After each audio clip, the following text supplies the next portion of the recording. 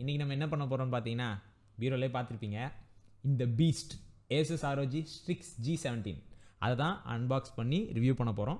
But இது வாங்கி 1 month ஆகிடுச்சு, யூஸ் பண்ணிட்டேன். முதல்ல நான் MSI SWAD 15 inch சம்திங் அந்த லேப்டாப் தான் எடுக்கலான்னு இருந்தேன். பட் அதோட பில் குவாலிட்டியும் சரி அதோட டிஸ்பிளேவும் சரி எனக்கு அந்தளவு சாட்டிஸ்ஃபேக்ஷனாக இல்லை. பட் இது தீபாவளியில் ஒரு 10K 15K ஆஃபர் வந்தது. ஸோ அப்போவே அண்ணா நகர் போயிட்டேன், எடுத்துட்டேன். இது எடுத்ததில் எனக்கு 1% கூட ரெக்ரெட் இல்லை. அதோட ஒரு 5K ஜாஸ்தியாக இருந்தாலும் the best laptop, cooling wise, performance wise, அப்புறம் இந்த லைட்டிங் ஆரா எல்லாத்துலேயும் தி பெஸ்ட். ஸோ இதோட டீட்டெயில்டு ரிவ்யூவை இப்போ நம்ம பார்ப்போம். ஸோ இப்போ நம்ம என்ன பார்க்க போகிறோம்னு பார்த்தீங்கன்னா லேப்டாப்போட அவுட்லுக்ஸ், லைக் ஃபிசிக்கலாக என்னென்ன IO போர்ட்ஸ் இருக்குது, ஏர் செக்ஷன் எப்படி இருக்குது, கூலிங்லாம் எப்படி இருக்கும், லைக் என்னென்ன போர்ட்ஸ் இருக்குது, மொத்தமாகவே ஃபிசிக்கலாக பார்க்க போகிறோம். மெயினாக பார்த்தீங்கன்னா இந்த லேப்டாப்ஸோட வேரியண்ட்டே ரெண்டு கலரில் தான் வருது. ஒன்று ஓல்டு க்ரீன், இன்னொன்று எக்லிப்ஸ் கிரே.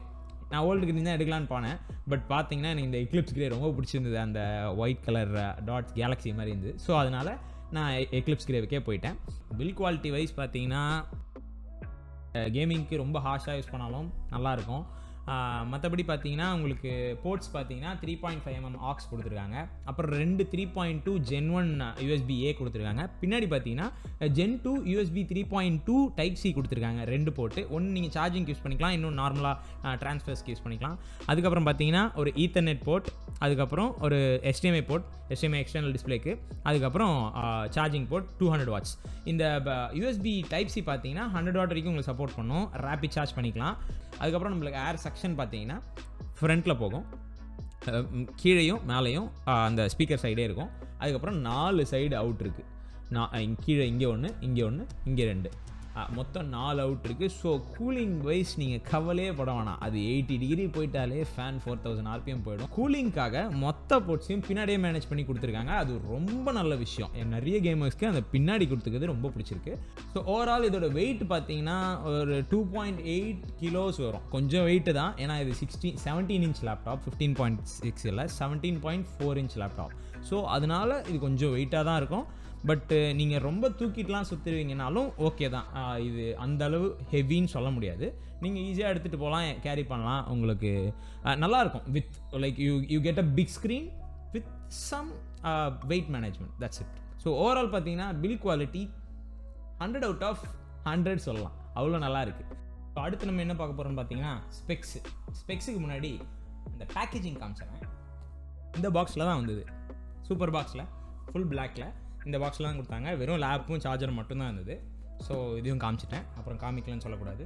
90Kல ஒரு டீசெண்டான ஸ்பெக்ஸ் கொடுத்துருக்காங்க. Ryzen 5ஓட Ryzen 7ஓட லேட்டஸ்ட் ப்ராசஸரான 6800H 8 core 16 thread ப்ராசஸர் கொடுத்துருக்காங்க. அதுக்கப்புறம் பார்த்தீங்கன்னா RTX 3050 4GB வேரியன்ட் கொடுத்துருக்காங்க. ஒரு ப்ரிட்டி டீசெண்டான ஜிபியூன்னு சொல்லலாம். அதுக்கப்புறம் பார்த்தீங்கன்னா உங்களுக்கு 16 gigs ரேம் கொடுத்துருக்காங்க, 4800 MHz கொடுத்துருக்காங்க. அப்புறம் உங்களுக்கு 2 வேரியண்ட்டுமே இருக்குது, 1TB SSD 512GB SSD ரெண்டுமே இருக்குது. நான் போனது 512GB SSD NVMe. அதுக்கப்புறம் பார்த்தீங்கன்னா டிஸ்பிளே பார்த்தீங்கன்னா உங்களுக்கு 144 Hz IPS பேனல் 1080 ரெசல்யூஷனில் தராங்க. ஸோ அதுவும் தி பெஸ்ட்டுங்க. 15.6 inch ஆடிட்டு 17 inch பார்க்குறது ரொம்ப நல்லாயிருக்கும். அப்புறம் டால்பி அட்மாஸ் கொடுத்துருக்காங்க. IGPU DGPUன்னு ஒரு ROGக்கே இருக்க ஒரு விஷயம் இருக்குது. என்னென்னு பார்த்தீங்கன்னா நீங்கள் அப்போ பவரில் போகும்போது, லைக் சார்ஜிங்கில் இருக்கும்போது உங்களுக்கு டெடிகேட்டட் கிராஃபிக்ஸோடு ரன் ஆகும் கேம் ஆடும்போது. அதே நீங்கள் சார்ஜிங்கில் இல்லாமல் வெளில எடுத்துகிட்டு போகிறீங்க, போர்ட்டபிளாக நான் யூஸ் பண்ணணும், ஆன் பவரில் பேட்டரியில் போகும் அப்படின்னா இன்டிகிரேட்டட் கிராஃபிக்ஸ் மாறிடும், உங்களுக்கு சார்ஜிங் ஸ்பேனும் ஜாஸ்தியாக வரும். ஸோ அது ஒரு நல்ல ஃபீச்சர் நான் சொல்லுவேன், கண்டிப்பாக ஒரு ஆடட் அட்வான்டேஜ். நீங்கள் GPU ஆஃப் பண்ணிட்டு இன்டகிரேட்டட் கிராஃபிக்ஸில் போர்ட்டபிளாக நான் வெளில எடுத்துகிட்டு போய் யூஸ் பண்ணணும்னு நினச்சிங்கன்னா 12 hours பேட்டரி பேக்கப் கண்டிப்பாக கிடைக்கும் வீடியோ பேக்கப்பில். லைக் நீங்கள் கேம்லாம் ஆடல, ஜஸ்ட் வெளில எடுத்துகிட்டு போகிறேன், சர்ஃப் பண்ணுவேன், வீடியோ பார்ப்பேன் அப்படின்னா 12 hours கண்டிப்பாக உங்களுக்கு கொடுக்கும்னு அவங்க அஷ்யூர் பண்ணுறாங்க. நான் பேசிக்காக போர்ட்டபிளாக யூஸ் பண்ணல, எப்பயுமே சார்ஜில் தான் ரன் ஆகுது. ஸோ எனக்கு அது தெரியல, பட் அவங்க சொல்கிறது 12 hours கண்டிப்பாக ரன் ஆகும் அப்படின்னு. அதுக்கப்புறம் Wi-Fi 6E கொடுத்துருக்காங்க. அப்புறம் ப்ளூடூத், மற்றபடி எல்லாமே நார்மல் தான். அதுக்கப்புறம் பார்த்தீங்கன்னா நம்மளோட லைட்டிங் ஆரா தி பெஸ்ட்டுங்க. எல்லாமே இருக்குது, ஸ்டோபிங், பிரெத்து எல்லாத்தையும் இதில் கண்ட்ரோல் பண்ணுறதுக்கு உங்களுக்கு ஆர்மரி கிரியேட் சாஃப்ட்வேர் இருக்குது, அதிலே நீங்கள் கண்ட்ரோல் பண்ணிக்கலாம். நிறைய வேரியன்ட் இருக்குது. நீங்களே கூட நீங்களே கூட கஸ்டமாக ஒரு பேட்டர்னை ரெடி பண்ணி அதுக்கு லைட் கொடுக்கலாம். ஆரா வால்பேப்பர்னு அதுக்கும் ஒரு சாஃப்ட்வேர் இருக்குது. ஒரு ஃப்ளாக்ஷிப் ஃபீல் தரும். ஒரு 90Kல ஒரு ப்ரீமியம் குவாலிட்டி பில்டு தரணும், ப்ரீமியம் குவாலிட்டி ஃபீல் தரணும் உங்களுக்கு அப்படின்னா the best laptop you can definitely go for this. So இப்போ நம்ம என்ன பண்ண போகிறோம்னு பார்த்தீங்கன்னா God of Warல FPS பெஞ்ச்மார்க் செக் பண்ண போகிறோம். ஒரிஜினல் கிராஃபிக்ஸ்லையும் செக் பண்ண போகிறோம், ஹை கிராஃபிக்ஸ்லையும் செக் பண்ண போகிறோம். மேக்ஸ் போகிறதில்ல, மேக்ஸ் போனால் நம்மளுக்கு VRAM எக்ஸீட் ஆகிடும். ஸோ ஒரிஜினல்லையும் ஹைலையும் எவ்வளோ இருக்குன்னு செக் பண்ணலாம், எவ்வளோ FPS வருது, எப்படி இருக்குது பர்ஃபார்மன்ஸ் பார்ப்போம். இப்போ நம்ம God of Warல வந்துட்டோம். நான் ஆல்ரெடி கேமை முடிச்சுட்டு சீக்கிரம் ஃபைட்டில் இருக்கேன். இப்போ நீங்கள் பார்க்க முடியும், நான் கேமோட கிராஃபிக்ஸ் பார்த்தீங்கன்னா அரவுண்ட் எல்லாமே ஒரிஜினலில் வச்சுருக்கேன். PS4 கிராஃபிக்ஸில் இருக்குது. PS4 கிராஃபிக்ஸில் நம்மளுக்கு அசால்ட்டாக அரவுண்ட் 68-70 FPS நல்லாவே கிடைக்கும். நீங்கள் ஆவரேஜ் FPS பார்த்தீங்கன்னா ஆல்மோஸ்ட் 80-82 ஈஸியாக டச் பண்ணும், பிரச்சனையே இருக்காது. உங்களுக்கு ஜிபி டெம்பரேச்சரும் பாருங்கள் அரவுண்ட் 75 அவ்வளோதான் இருக்கும். ஜிபி யூட்டிலைசேஷன் பாட்டில் நெக்கிங் பிரச்சனையே இருக்காது, பக்காவாக இருக்கும். ஸோ CPU டெம்பரேச்சரும் பார்த்தீங்கன்னா அரவுண்ட் 81-82 which is ஓகே, பக்கா. So no issues. இப்போ நம்ம என்ன பண்ணுறோன்னு பார்த்தீங்கன்னா கொஞ்சம் கிராஃபிக்ஸ் ஏற்றிட்டு எப்படி இருக்குன்னு செக் பண்ணி பார்ப்போம். ஹையில் வச்சுருக்கேன். ஹைக்கு இப்போ உங்களுக்கு டிஃப்ரென்ஸ் தெரியும், நல்லாவே தெரியும். பார்த்தீங்கன்னா அரவுண்ட் 58லேருந்து நம்ம 50லேருந்து 56க்குள்ளே இப்போ பார்த்துட்ருக்கோம். பாருங்கள், அந்த டீட்டெயில்ஸை பாருங்கள். ஸோ இது ஹையில் இருக்குது. இப்போ நம்ம VRAM எக்ஸீட் பண்ணியிருக்கோம். VRAM எக்ஸீட் பண்ணி தான் இன்டகிரேட்டட் கிராஃபிக்ஸும் சேர்த்து ஒர்க் ஆகும். ஸோ அதனால் உங்களுக்கு பார்க்க முடியும். GPU கிளாக் உங்களுக்கு GPU டெம்ஸ் பார்த்தீங்க 80, 77, 78 மேலே போக வாய்ப்பே கிடையாது. ஸோ ஓவரால் பெஞ்ச் மார்க்கிங் நான் இந்த ஒரு கேம் தான் காட்ட போகிறேன். ஸோ இந்த ஒரு கேமில் பெஞ்ச் மார்க்கிங் பெஸ்ட்டு. நீங்கள் ஹைலியும் விளையாடலாம், உங்களுக்கு ஸ்டில் பிளேயபிள்.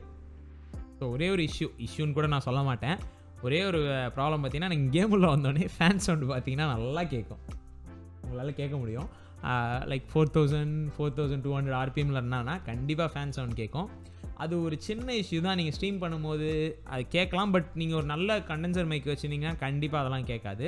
அது ஒரு இஷ்யூ தான். பார்த்தீங்கன்னா டெம்ஸையும் நான் உங்களுக்கு காமிச்சிடுறேன் அப்படியே சைட் பை சைட். டெம்ஸ் பார்த்தீங்கன்னா GPU டெம்ஸ் 79, CPU அரௌண்ட் 79 தான் இருக்குது. 4700 RPMல ஓடுது.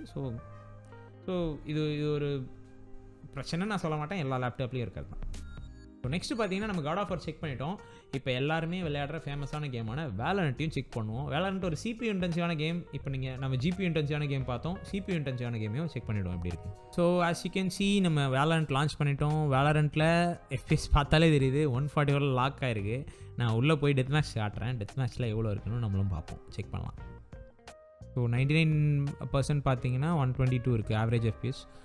நார்மல் FPS 144 லாக் ஆகிருக்கும். நீங்கள் ஸ்ட்ரீமே பண்ணாலும் சரி, Discord streaming, YouTube streaming, Twitch எதில் பண்ணாலுமே 144 லாக் ஆகிருக்கும். இப்போ நம்ம டெத் மேட்ச் போகிறோம், அதில் 240 நான் லாக் பண்ணியிருக்கேன், எப்படி இருக்குன்னு செக் பண்ணுங்கள். ஸோ அசால்ட்டாக பார்த்தீங்கன்னா நம்மளுக்கு 225, 230, 240 வருது. நான் ஹையில் வச்சுருக்கேன்னு நினைக்கிறேன் கிராஃபிக்ஸ், எனக்கு தெரியல எவ்வளோவில் இருக்குன்னு.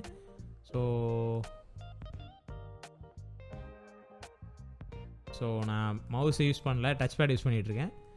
ஸோ நீங்கள் FPS மட்டும் செக் பண்ணுங்கள். அரவுண்ட் 220, ஈஸி 240s எல்லாம் நீங்கள் பிரச்சனையே இருக்காது. நீங்கள் ஸ்ட்ரீம் பண்ணாலும் செம்மையாக இருக்கும். ஸோ ஓவரால் கேமிங் பர்ஃபார்மன்ஸ் பார்த்துருப்பீங்க. உங்கள் வியூஸை கீழே ஷேர் பண்ணுங்கள். ஸோ எல்லாத்தையும் நான் கவர் பண்ணிட்டேன்னு நினைக்கிறேன். Build quality, colours, specs, benchmarks எல்லாத்தையும் கவர் பண்ணிட்டேன். எதாவது மிஸ் பண்ணி தான் கீழே சொல்லுங்கள், அதையும் நம்ம ஆட் பண்ணிப்போம். ஸோ இந்த லேப்டாப்போட அமேசான் லிங்க்கையும் கீழே லிங்க் கொடுக்குறேன், செக் பண்ணி பாருங்கள். ஸோ அவ்வளோதான் guys, that's all for this video. Thank you so much for வாட்சிங். பிடிச்சிருந்தா லைக் பண்ணுங்கள், ஃப்ரெண்ட்ஸ் கூட ஷேர் பண்ணுங்கள், சப்ஸ்கிரைப் பண்ணுங்கள். Catch in the next one. Loki signing off. Piece.